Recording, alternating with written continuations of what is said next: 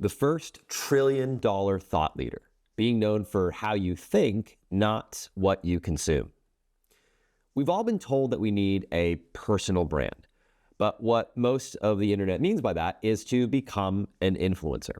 Post more, grow faster, show every corner of your life. No, thank you. Now, the problem with that is that in the age of AI, if you are a founder, an investor, an advisor, or a person of substance, as Adam Grant describes, that's actually the wrong game. The game that actually compounds is not influence in the social media sense, it's thought leadership, i.e. being known for how you think, not what you consume. And as we've just welcomed our most recent cohort of Category of One thought leader clients this past week, it's reminded me of the key distinction between influencers versus thought leaders in this post-AI world. Here's the contrast as I see it. So you've got influencers, which optimize for visibility and engagement. They're known for their lifestyle, the car, the trips, the food, the brands, you know what I'm talking about. Thought leaders, on the other hand, optimize for insights and usefulness. They're known for their ideas, the frameworks, the predictions, their theses, and the way that they see the world. Influencers rent attention from the algorithm, whereas thought leaders build mental real estate in the minds of people who actually make serious decisions. And that distinction matters financially. In fact, with Elon Musk's most recent pay package from last week, love him or hate him, we may be witnessing the world's first trillion-dollar personal brand. In other words, markets already treat a certain kind of personal brand, the idea and reputation kind, as a multi-billion-dollar asset. They just don't book it on the company balance sheet. Which brings us to what a post-AI thought leadership brand actually buys you today. Now, in our post-AI world, increasingly filled with AI slop, a real thought leadership brand transforms your original ideas into equity. And this shows up in a number of different concrete ways. For example, number one, company value and deal flow. Effective thought leadership exerts a surprisingly strong influence on sales and pricing. In fact, according to the Edelman LinkedIn B2B Thought Leadership Impact Report, thought leadership can be a more powerful marketing tool than traditional methods and makes people more willing to seek you out and even pay extra for your expertise. But at the same time, most thought leadership producers underestimate the level of impact that their content is having in the market. So check it out here on the screen. Now, translated into plain English, when your ideas shape how buyers see their problems and you consistently produce strong thought leadership content, you stop being just another vendor and instead you become the one who actually gets it.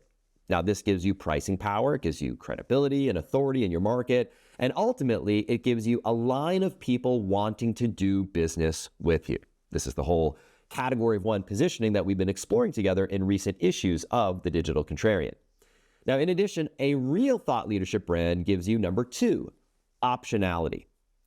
When your thinking is visible, interesting opportunities suddenly start finding you. For example, you've got advisory opportunities, speaking invitation, partnership offers, investment deals that start showing up in your world. In fact, I've personally seen all of the above show up in my life after going all in on this strategy 74 weeks ago. I've been invited to serve on advisory boards, international speaking opportunities, and even received an invitation from my alma mater earlier this week to present at the Nelson Center for Entrepreneurship at Brown University. This takes us to number three, talent magnetism. Strong operators want to work with people whose ideas challenge them. If your thought leadership is out in the wild, it acts as a filter, repelling people who don't vibe with your worldview and attracting the ones who read your stuff and think, I've been waiting for someone to say this out loud. It shortens the trust building cycle with future hires, future partners, and future investors. You're not starting from zero. Which takes us to number four, durability. Last week in issue number 73 of the Digital Contrarian, the efficiency versus resiliency dilemma, we explored the topic of fragility in business. Influencer-style brands are super fragile, just like the ancient Bizarre espresso machine, which I encountered at a cafe earlier this week. When you change the algorithm, you kill the reach, and the so-called brand suddenly evaporates overnight. In contrast, a thought leadership brand is portable. Companies can be bought and sold, platforms can rise and fall, but your ideas, your judgment, your reputation for being a deep thinker about important things, that travels with you for life. So in that sense, thought leadership is a form of personal anti-fragility. It benefits from time and exposure instead of shrinking under it. Which brings us to the question, why doesn't everyone build one? A thought leadership personal brand? Well, if the upside is this obvious, why aren't more people putting their thinking into the world with regularity and consistency? Well, it's because thought leadership lives squarely in the important but not urgent quadrant of the Eisenhower matrix. It's like planting a fruit tree. You dig the hole, you stake the tree, you water it. For a long time, it looks like a stick in the ground. But then in time, eventually, it will produce food for generations. Meanwhile, DoorDash will bring you dinner tonight, but it will leave nothing for you or your family to eat tomorrow. If you need leads this month, run a quick promo. Need revenue this week? Chase after a client. Need a dopamine hit? Post something spicy and watch the likes roll in. But publishing thoughtful ideas is fruit tree behavior.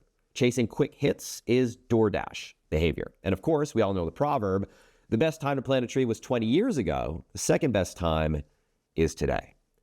But the tyranny of the urgent wins. The inbox is full. The team is pigging you. There's a fire to put out. So the whole, I should really start publishing my single source of truth newsletter and build that strategic content ecosystem gets pushed into next month, then next quarter, then next year.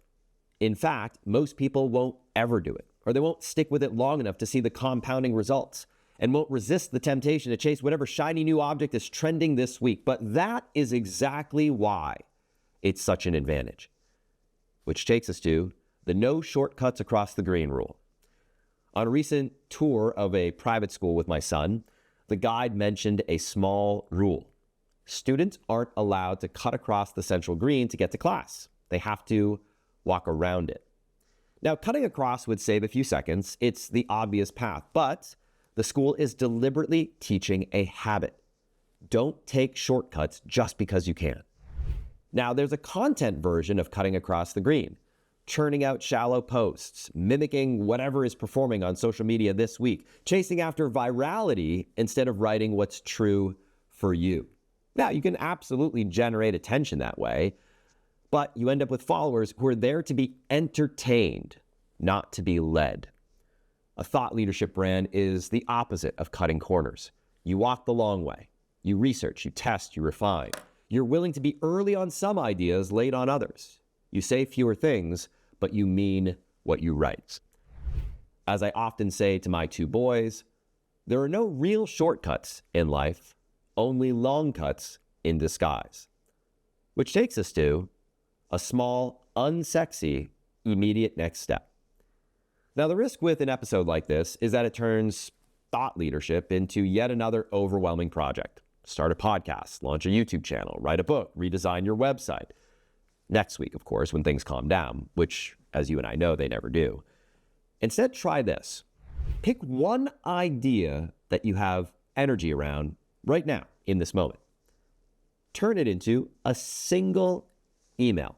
Now send that email to your list, no matter how small that list may be. And start with that today. Do it now, right here, right now, today. Then do the same thing once a week for the next 12 weeks. Now, 12 pieces won't make you world famous, but they will clarify your own thinking, start planting those fruit trees that we talked about, and begin the slow and quiet process of being known for something that matters.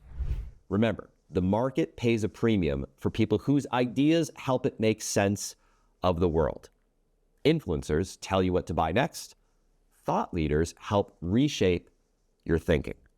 And that is the brand worth building. Okay, I'll leave you with that for today. Have a great rest of your week. Remember to hug the ones that you love. And until the next episode, I wish you all my best. Take care and talk soon.